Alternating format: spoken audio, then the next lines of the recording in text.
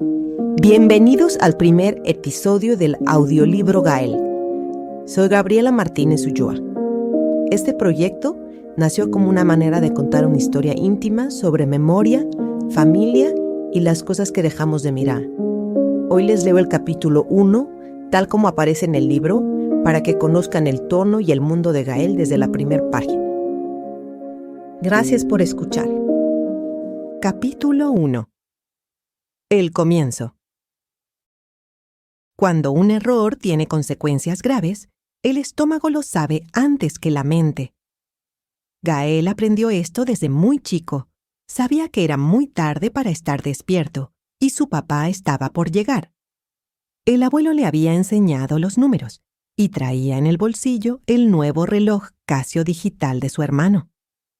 Su padre regresaría pronto, y el dolor, sintomático de su angustia, hacía que sus respiraciones fueran cortas y aceleradas. Inflando y desinflando como un globito su cuerpo, tenía frías las manos y la cabeza caliente. El niño se apresuraba a limpiar, con afán, la oscura tinta desparramada en el viejo tapete persa del estudio. Al baño, por agua y de vuelta, sus pequeñas manitas no lograban contener suficientemente bien la inmundicia que escurría de la toalla rosa del tocador. Enormes gotas iban cayendo camino al basurero de ratán. Las exprimía y regresaba por más agua. Entre el octavo y el último viaje se empezó a dar por vencido. No supo qué hacer, pues no quería llorar y alertar a su mamá que estaba en la cocina absorta con el televisor. Carmen escuchaba con atención el noticiero de Jacobo Zabludovsky, tratando de aleccionar al público para disimular el zafarrancho interno del partido que detonó el nombramiento de Salinas de Gortari como candidato a la presidencia del 88. No la quería preocupar. Apenas el sábado anterior había ocurrido el infame incidente del molino. Tenía muy presente la terrible imagen de su padre iracundo. Desgraciadamente, le era muy familiar. Podía recrearla perfectamente en su mente. El tono de voz, la postura agresiva y su mirada violenta. Sobre todo tenía fija la mirada, llena de una furia que nunca pudo comprender. Aterrorizado ante la idea de que sus padres se pelearan por su culpa, pensó entonces en incendiar la alfombra. Si se quema por accidente, nadie verá la mancha. Mi papá no se enojará y mi mamá no estará triste. Comprometido con el nuevo plan, rápidamente descartó la posibilidad de ir por los cerillos de la cocina, pero sabía que Andrés escondía un encendedor junto a sus cigarros. El reto era entrar con cuidado y rogar que no estuviera en su cuarto, pues bien sabía lo mucho que a su hermano le chocaba que se metiera a agarrar sus cosas. Subió las escaleras de puntitas y con gran cautela empujó la endeble puerta que sus padres dejaban sin cerradura intencionalmente y rápidamente notó la ausencia de su hermano. Sin tiempo para preguntarse por su paradero, corrió hacia la caja de zapatos que guardaba los tesoros escondidos en el closet. Un pesado sillón de piel café, herencia de don José, el abuelo, tapaba la puerta que necesitaba abrir.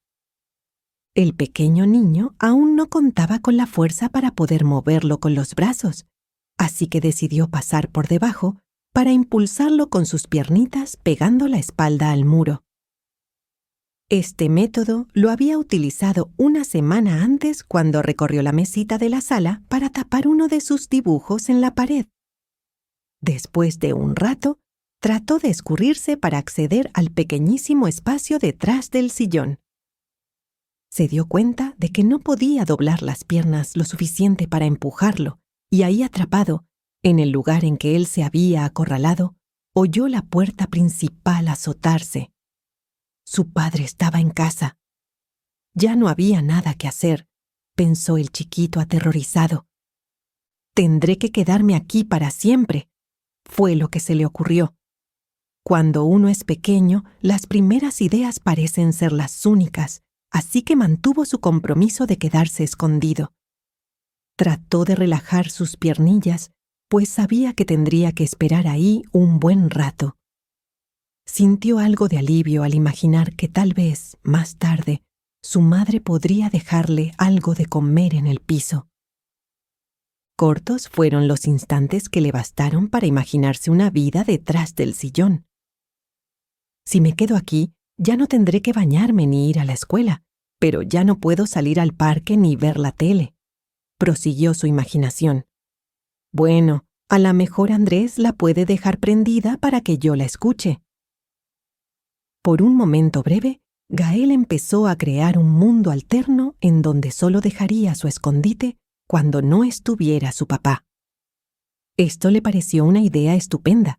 De hecho, se sorprendió de no haberla pensado antes. De repente, en medio del soñar despierto, los gritos de su padre lo trajeron de regreso al presente.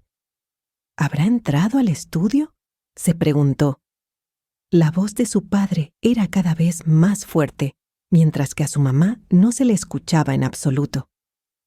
Ojalá no le diga nada, pensó, pues culpaba a sus contestaciones de avivar la llama de su coraje. Recordó con terror la ocasión en la que, encerrados en el coche, su madre osó contrariar a su padre. Fue la ida a Mealco, a ver al abuelo, más larga y tormentosa de su corta vida. Por más que sentía el paso del tiempo y su cuerpo entumecido por la continua postura, el pleito no terminaba. ¿Cómo es posible?, preguntó furioso el esposo. Carmen alzó los hombros en señal de que así eran las cosas. Su contestación hizo que el pleito se tornara violento. Una mezcla de gritos y cosas lanzadas alcanzaron su escondite. A sus cortos años, Gael ya se consideraba un experto en ruidos, especialmente cuando algo se rompía.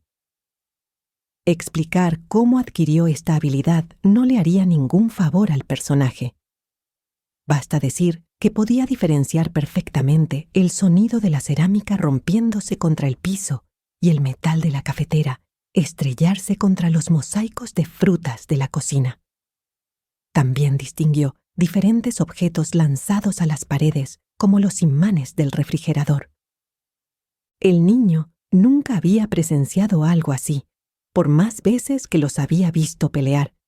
Esto superaba todos sus recuerdos. Confinado en su propia trampa, alcanzó a oír la charola caer en el piso y creyó escuchar las pisadas de su madre corriendo descalza por la casa. No quería hacer ruido, pero la idea de que su mamá no estuviera bien bastaba para que se le escurrieran las lágrimas del miedo. ¿Qué puede hacer solo un niño sin su mamá?, se decía a sí mismo, mientras un desolador sentimiento de impotencia lo apoderaba. Durante un tiempo no escuchó voces y empezó a calmarse un poco. Su pecho se movía con rapidez al respirar y sentía un hormigueo en los pies. Después de un rato de aparente calma, escuchó a su mamá correr. Llevaba los pies descalzos, o eso creía adivinar, al igual que el tipo de objetos que parecía ir tirando en su camino hacia las escaleras. La tabla de cortar de la cocina, los imanes del refrigerador, una silla del comedor y el caballo de porcelana de la sala. ¿Alcanzaría a llegar a su cuarto? Si tan solo llegara mi abuelo, deseó. En medio de gritos, conmociones y estruendos, seguía atrapado el niño detrás del sillón. La mala postura hacía que le hormiguearan las piernas y le doliera la espalda. Luchaba por apagar el rastro de su cada vez más acelerada respiración. Hacia el final de su suplicio, y antes de desmayarse, lo último que alcanzó a escuchar fue el sonido de un cazo de barro reventándose contra la duela de madera. Gracias por acompañarme en este primer capítulo. Si te gustó, me ayudas muchísimo dejando un comentario aquí mismo. Te leo y te respondo. Nos escuchamos en el siguiente episodio de Gael.